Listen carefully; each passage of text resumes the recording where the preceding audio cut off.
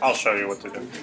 So for tomorrow, Heart of Darkness, we're going to do the reading check quiz. Reading check quiz, remember, it is only for part number 3, 5 questions, 15 points. Certainly we'll be discussing part 3, but also we might be going back to some details with parts 1 and 2. But part 3 is what we'll be looking at for the quiz. Thursday, that's when you have your submission for the Grapes of Wrath, and remember, that's through Turnitin. I think I checked homeroom and 19 people had signed up, so that would mean 53 people had not. So if you're one of those 53, you want to take care of business with it. If you weren't here the day that you got it, behind Dylan and Megan is the Turnitin login information, because if you do have your old account from last year, you would be registered for Mrs. Perry or Mrs. Palmieri, and it'll help explain as to how to get into the new class and all that kind of stuff.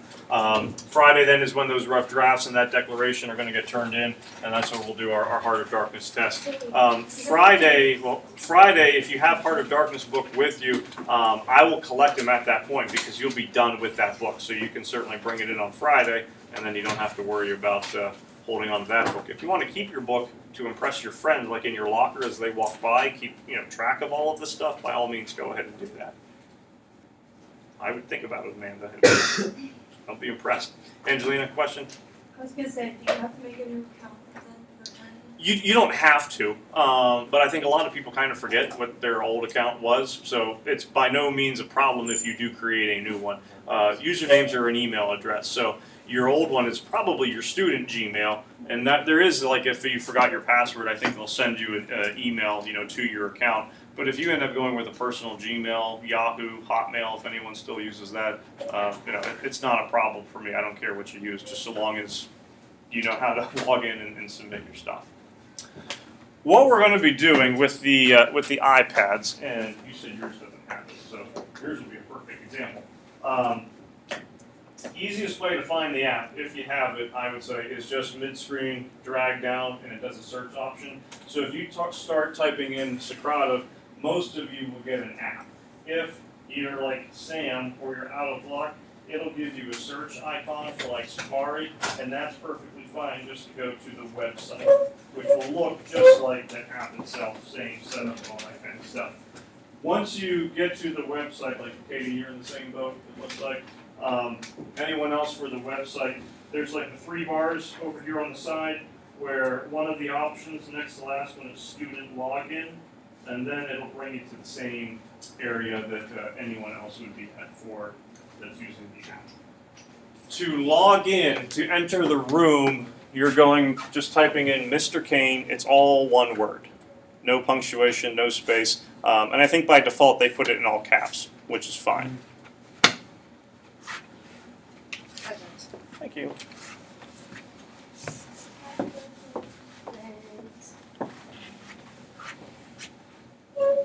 Does it feel to be 17? 17 is a bad age. 16 you get your Hey, license, 18 you don't need it. 17 is just kind of weird. Yeah, it is. Who's still 16? I'm 50. Don't feel bad, I only turned 16. All of us are perfect squares, so forget you and your 15 or 17. Oh, I'm 17. 4 squared, 6 squared. Oh, you're 36.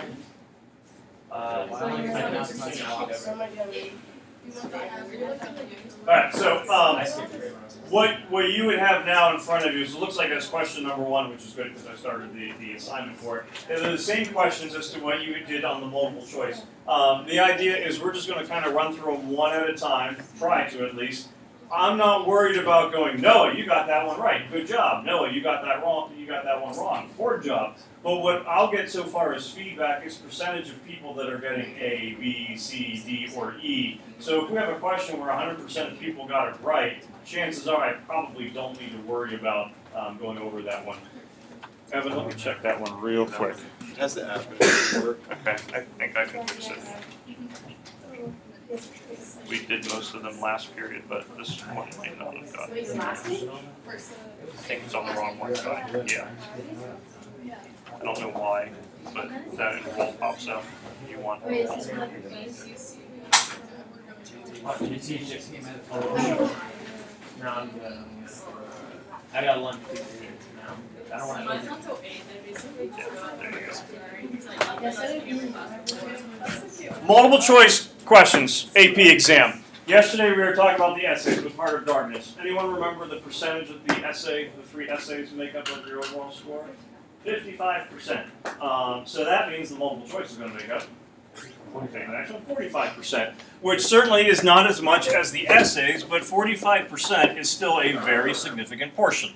You have done sample AP multiple choice questions before. The applied practice multiple choice test things that you folks did last year in 10th grade, I think you did it for like Tale of Two Cities and Brave New World and whatnot. Those were all AP style. They're very similar. They're not quite the same thing, and we'll do some applied practice in here. But it's certainly the same, similar structure to the type of questions that would take place. On the AP exam itself, when you do the multiple choice, and that's the first part of the test, you're going to be in the neighborhood of 55 questions. They say like 55 to 60. It's usually 55. So you'll have 55 questions, and that will be spread out over 4 passages. You'll have to answer all of those within the course of 60 minutes. So it breaks down to about a minute per question, but also understand that you're going to be reading 4 passages. So it'll actually be a little bit less. So in theory, and again, key word here is in theory, you would answer these 15 questions in 15 minutes. 1 passage, 4 of the questions, that'd give you 45 minutes to do the rest. Now, I'm not expecting that you answer them in 15 minutes. And it's not really a true test situation because I'm guessing many of you were working together with others. That's not going to be happening on the AP exam. And also the passage that you read is lengthier than what would show up on the AP exam. The Heart of Darkness passage you did for your TWA, that's the kind of thing that would show up on the multiple choice. You know the passage is going to be nonfiction, which this would be, but you're not going to get a chapter from, Tom Joad or Tale of Two Cities or any kind of book that we've read. It'll be a nonfiction. Doesn't mean it's going to be necessarily English-y in nature. Could be a science article. We've had things about the history of trains or museums. There was one about the natural history of the plastic pink flamingo, which was a little bit more of a satire. There have been articles from The Onion, for those of you that are available with that publication, where it's total satire about modern day stories. So it could be all over the place. And some can be old. You'll have at least one coming from before the 20th century, so whether it be 1700s or 1800s. So we'll be taking a look at a variety of stuff throughout the course of the year. It's probably going to be around January before you start feeling comfortable with them. If I could speed up that comfort level process, I would, but I haven't figured out how to do it yet. But we do get there, I promise, probably because you just get used to answering them so much. One thing that would save you a lot of grief would be if you are like me, I'm sorry, but sometimes when people take tests or quizzes, you're keeping a mental track in your head of how many questions you're getting right out of the ones that you've answered. I'm guessing Amanda probably does that since she's smiling about it. So, answer the first one, A, feel good about that one, yes, 100%. Second one, not feeling so good about this one, wild guess, now I'm at a 1 out of 2, that's a 50%. Question 2, or 3, got that one right, 2 out of 3, I'm still at a D, I need to get this one, I need to get this one. Now you're up to a C, now you're back down to 60% because you're at 3 out of 5, and you're losing battle before you even get to the next couple of questions. If you get half of the questions wrong, 50% right, 50% wrong, that would be a 3 on the AP exam. What's the significance of that number, as we spoke about yesterday, Andy? That's passing.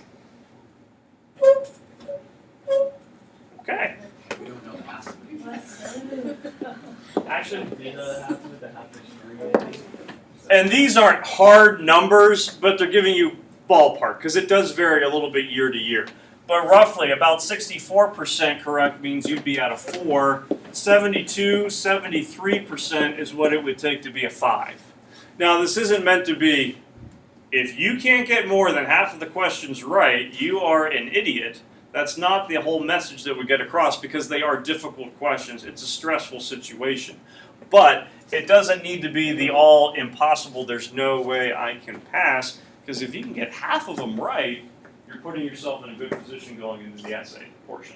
So it doesn't have to be that task of how in the world am I going to ever climb this mountain and pass an AP exam. So let's say we do a practice test here, 30 questions. Evan gets 15 of them correct. I'm happy because what has he done? He's passed. He's unhappy because when he looks in Power School, what does it say? 15 out of 30, 50%, that's not good for my grade.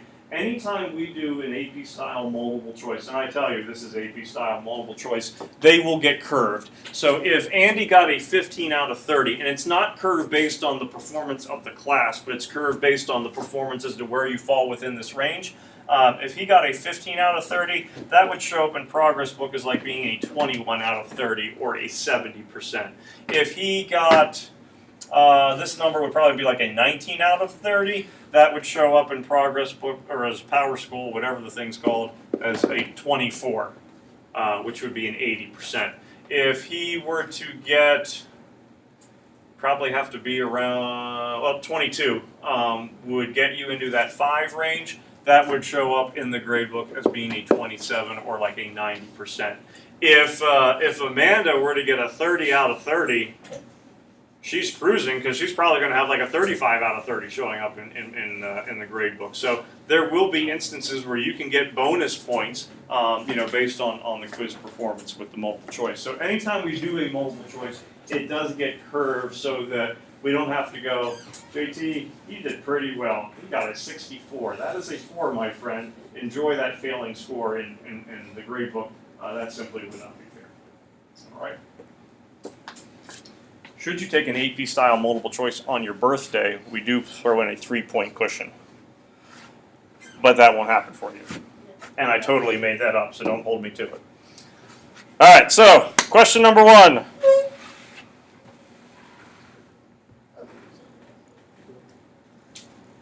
All right, we got 17 people here. We have, now we got 18. 3 have answered. 4. We're cruising now. This is like watching primaries for presidential elections coming in. Oh, the data is changing. Oh, what if there's I don't. Well, figure it out. Wait, tell me what we have since Oh, crap. Either C or D. I can circle. Yeah, cross out the All right, now think about this. If you don't know what you put, what should you do? I would read the first 2 sentences on page 645 and figure out if they are stating the main idea, establish the setting, or introducing the speaker's attitude toward the Burmese, or kind of doing all of the above or a few of those. Multiple choice questions are always 5 options. It's always A through E. And never will you have all of the above or none of the above. However, you could argue that what does kind of happen with Roman numeral questions, you could get an option like C where it says 1, 2, and 3, which is kind of like an all of the above response. Generally, Roman numeral questions do go no more than 3. I think 4 is the most that I've seen. I don't recall any going 5, 6, 12, anything like that. People have told me horror stories about the chem test where there's like 28 options and all that stuff. And Dylan right now is getting a migraine by me mentioning it. This one's pretty split. 44% went with D, 50% went with E. Correct answer for this one is E. The common thread for that one certainly would be Roman numeral number 2 so far as establishing the setting of the passage, which makes sense because I think it's like the first 3 words tells you where he's at. Well, 3 out of the first 5. Main idea of the passage, we don't get at this point. The problem that some folks have with 3, anyone want to take a shot as to why 3 can be problematic? I think it can be. And as a person who could not pass the AP English test, I empathize. Well, you didn't pass it. I got a 4. Just took me 2 years to get it. 2 and a 2 make a 4, so that's what I always say. That's too bad. I wasn't a fan of that one. It didn't That one didn't work as well. Well, it's probably because it's still staying. What's the problem with 3 for some folks? Knowing that 3 is a correct answer. In Malmin in Lower Burma, I was hated by large numbers of people. The only time in my life that I have been important enough for this to happen to me. I was sub-divisional police officer of the town, and in an aimless, petty kind of way, anti-European feeling was very bitter. Does he directly come out and say, this is how I feel about the Burmese? The answer is no. But what would be some words that would kind of let you know what a feeling would be? So it's going to be a little bit more indirect. Aimless and petty. Yeah, so in an aimless, petty kind of way, that anti-European feeling, who's going to have the anti-European feeling? It's going to be the Burmese, and by him saying aimless and petty, basically he's going, there's not any real reason behind it, or there's not enough of a significant reason for it really to be worthwhile, which would be getting his overall attitude towards the Burmese. So this one would be certainly an implied or indirect, if I can spell, answer, which is difficult because it's not going to come out and simply say, these are my thoughts and feelings towards the Burmese. There's also going to be questions where, just the nuances of 1 or 2 words, whether it be in the question or the answer themselves, is going to be the determining factor as to why it would be right or wrong. So that is something where, honestly, I think comfort level with the questions, with the answers, with the types of passages, as it improves, you just get a little bit more used to it and are able to pick up on those nuances that are going to appear within a complex text. So certainly at this point, if you're going, there's no way I would have figured that out, that's fine. Just like last week when we were talking about Heart of Darkness, if you walked out, if you're going, there's no way I would pick up on any of that symbolism with the fates and things of that nature, that's fine, because it's like September, the first week when we were going over that stuff. But by us keep doing it over and over and over again, that's when you'll start to pick up on it as time continues to go on. Question number 2. Key word in question number 2 is going to be accept. And you'll be amazed how many times that does get missed by folks. It will be in all caps on an AP exam. So should be able to notice it, but certainly when people are trying to hurry to move on to the next question, those things could kind of slip by.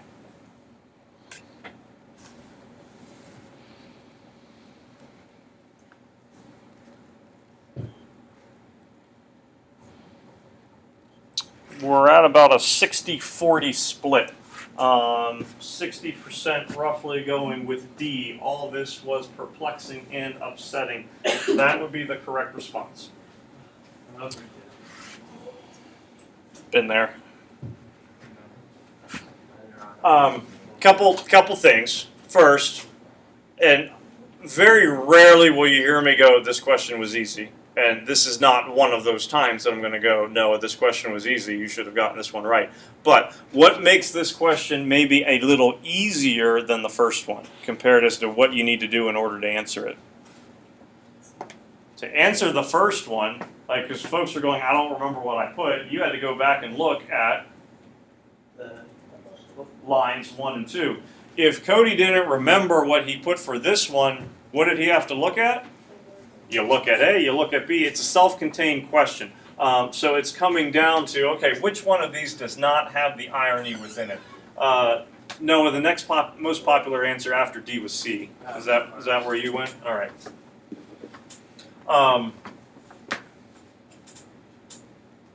Anyone want to take why that statement would still be ironic?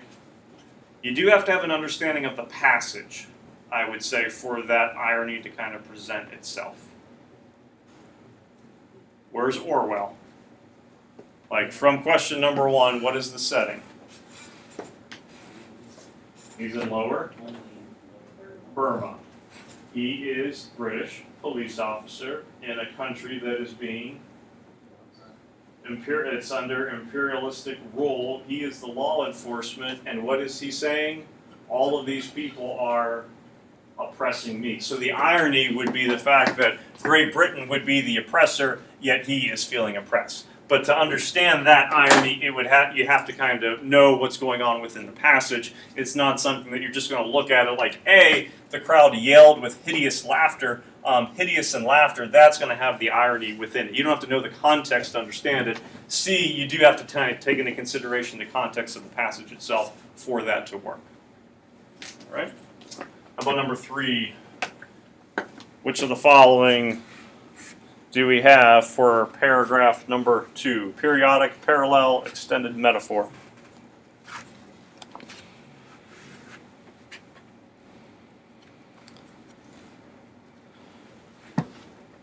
I'm guessing that when people were answering the question, they knew extended metaphor. We're pretty familiar with parallel structures. I'm under the assumption that most people were going, it has a period at the end? How did you figure out what a periodic sentence is? You got dictionaries back there, and there's even a resource that would have been a little bit easier to use. What dictionary would work, Cody?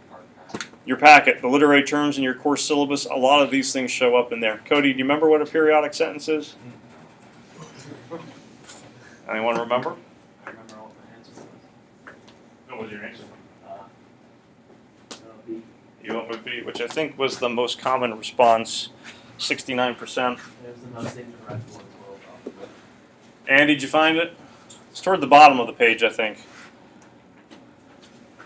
I'm going to say page 31.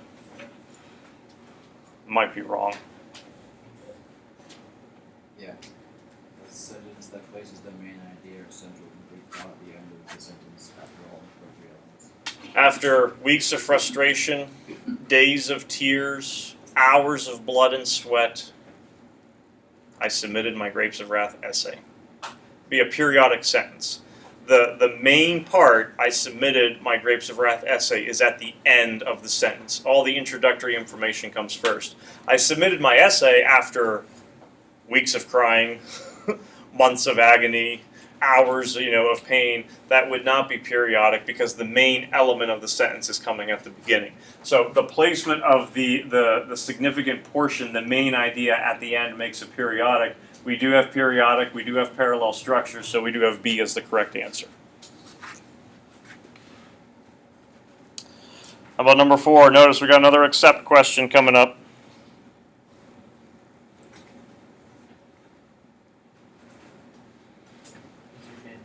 Big guess. I'm going to be the 12th person. Well, there's 18. Oh. I'm sorry. Or just lower. This one's pretty even. Apparently everyone realized there's a quotation, which is good. I got right now 20% for simile, I got 40% for allusion, and 33% for ironic contrast. Uh-oh. C and E are now tied at 38%. E just went ahead at 41%. With a little bit of derogatory diction. Is that our final answer? That's our final answer, and it is incorrect. Oh, son of a nut.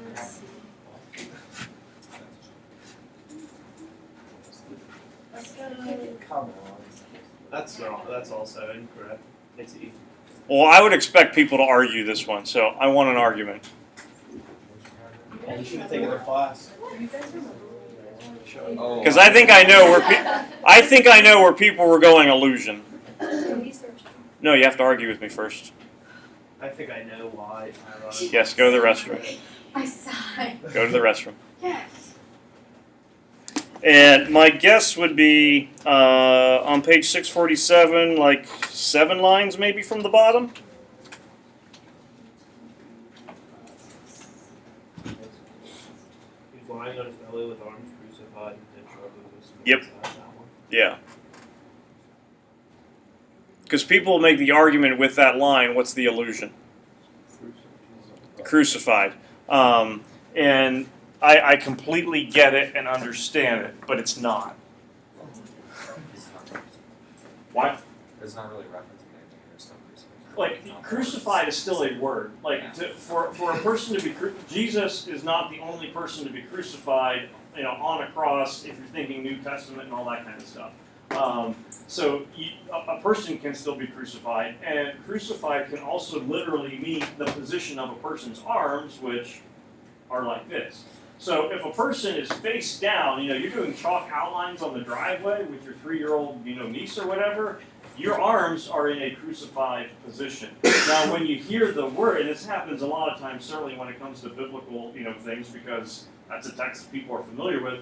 If you hear the word crucified, a lot of people will now go to the crucifixion. If it was a line, something along the lines, if he was lying on his belly, similar to the capital C crucifixion, now what do we have? It's a direct allusion, because with that capital C, you are making a direct reference to it. But just by using the word, that in itself is not going to be an allusion.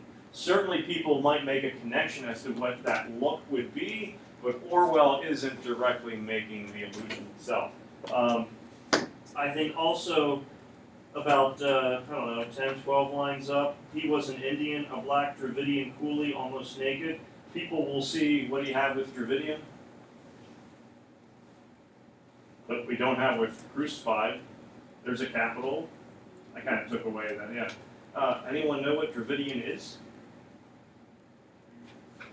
It's a region in Burma and India. Like there's Dravidian dialects. Where is this taking place? In Burma, where there's going to be Dravidian people. So it's not really an allusion to, a certain area. It's just like basically an adjective that is getting used to describe a person. So, just because it's a capital letter does not mean there's going to be the personification or, allusions, things of that nature. Certainly it's something to still take a look at, but that's not automatically going to be the marker for it. So the answer for this one does end up going with C, but I certainly understand why people might not want to put that down as an option. Attitude questions traditionally tend to be difficult for folks. So for number 5, Orwell's attitude towards shooting the elephant in paragraph 6 could best be described as... No, did you vote yet? I did. That's Yeah. like 100%, like everyone so far.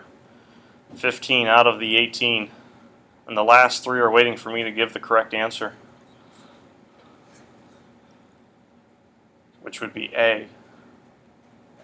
Wait, no, you're true. I just wanted to see if they would put down A, because the answer is B. I was gonna get really frustrated. Then I wanted to be able to look, okay, who put the A?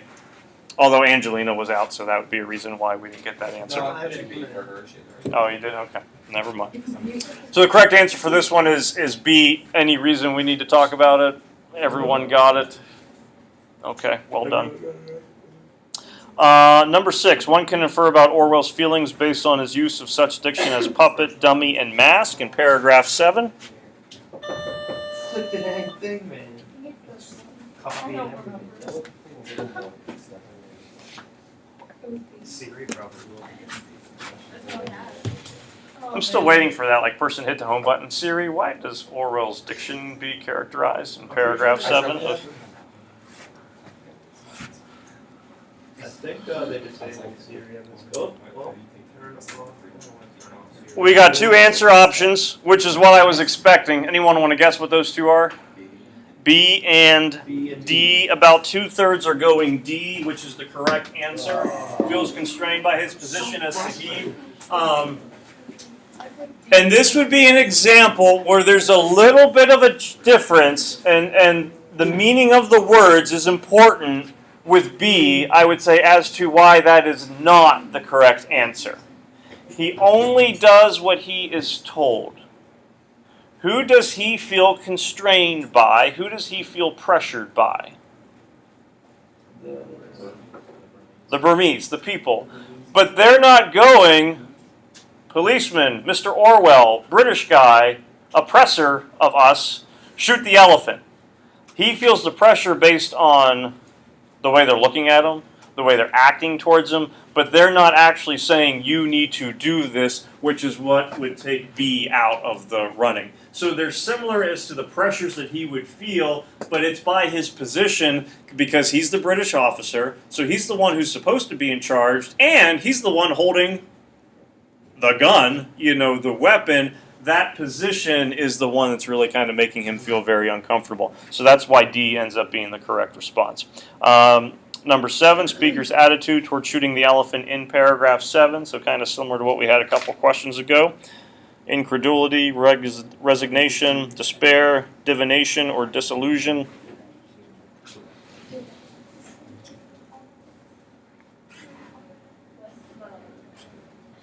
What is the speaker's attitude towards shooting the elephant as revealed in paragraph 7? As grilled in paragraph 7. On it. Oh, there's a bunch of quiz for shooting an elephant. Wow. I already answered the question, but I was just seeing if anything would pop up. Which it does. That's academic dishonesty. What'd you put there? I already put What'd you do? C, but it's So, probably I was gonna say I see a lot of C. probably the last. 47% C, 35% D, 18% B. The 18% is correct. No way. What is it?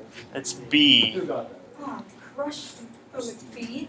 Yes. Oh, never mind.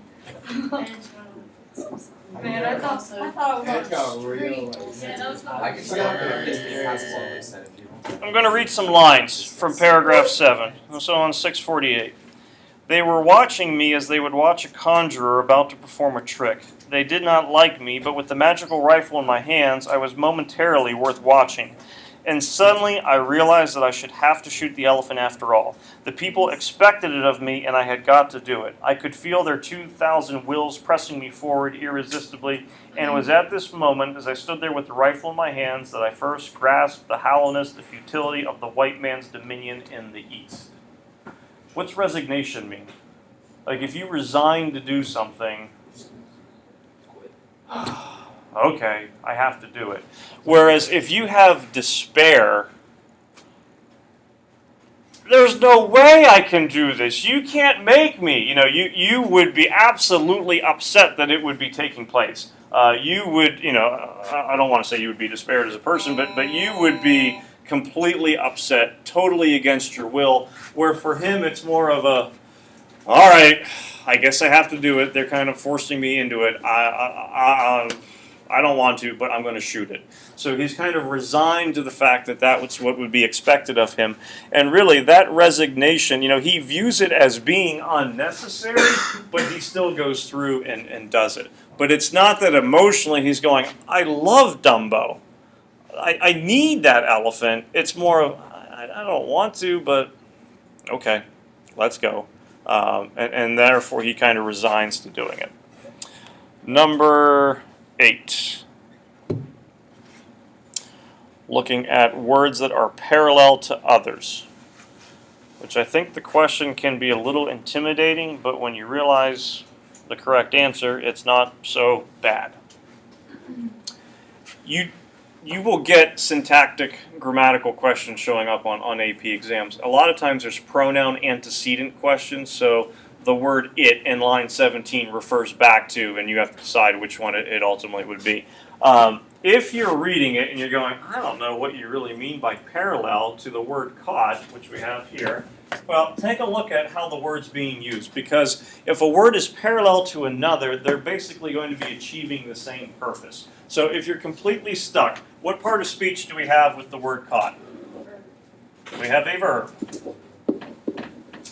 And specifically, what kind of verb is this? Because you didn't catch it, but you caught it, so it's going to be past tense. So knowing that it is a past tense verb, which word from A through E would you say is it probably going to be parallel with? A.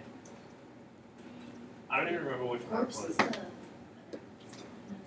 We only have one verb that also happens to be past tense. It's going to be be reduced.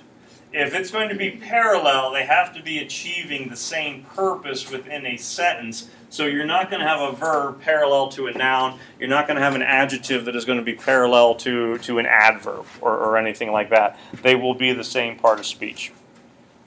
Number 9, just because we love Roman numeral questions. I mean, who doesn't?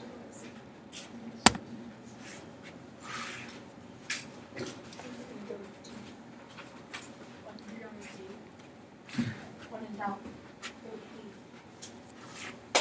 I thought it was C. Yeah, I thought it was D.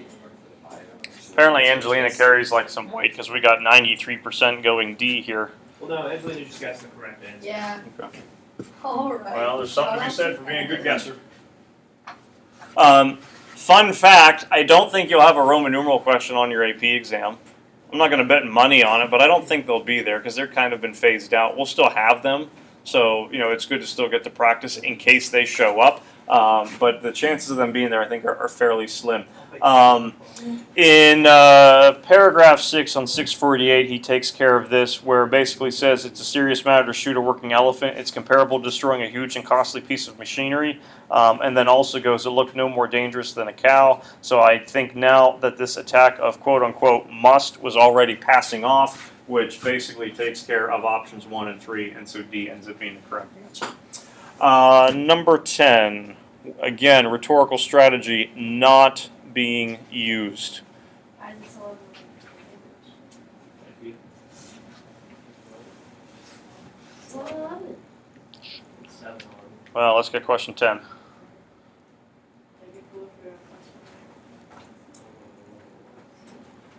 I'll let you speak as much as The most common response is paradox. What's syntactic fluency? fluency of syntax. Having like a bunch of different kinds of sentences. You don't write the same type of sentence over and over, so you have a mix, and they're all grammatically correct, but a mix of short, lengthy, medium, and whatnot. There is syntactic fluency. There is onomatopoeia with the baying taking place. There is the simile. I think of a comparison to a rock, like a huge rock toppling. There's the irony of the devilish roar of glee that went up from the crowd. There is not a paradox, which would make C the correct answer. For the sake of time, I'm just going to give you the answers for the rest. Number 11 is A, metaphor. 12 is C, oxymoronic would be the category of the diction. Since I'm already at the bottom, I'll just work my way up. 15 would be A. 14 is E. And then 13 is also E, agitated. Tomorrow, while you are taking your reading check quiz for Heart of Darkness, I'll pass back to you your Scantrons. I'll explain how they're getting scored. Hit the home button, and please bring them back and plug them in before you exit the room. I would not say that I did well on that. I'd be lying to you if I said that.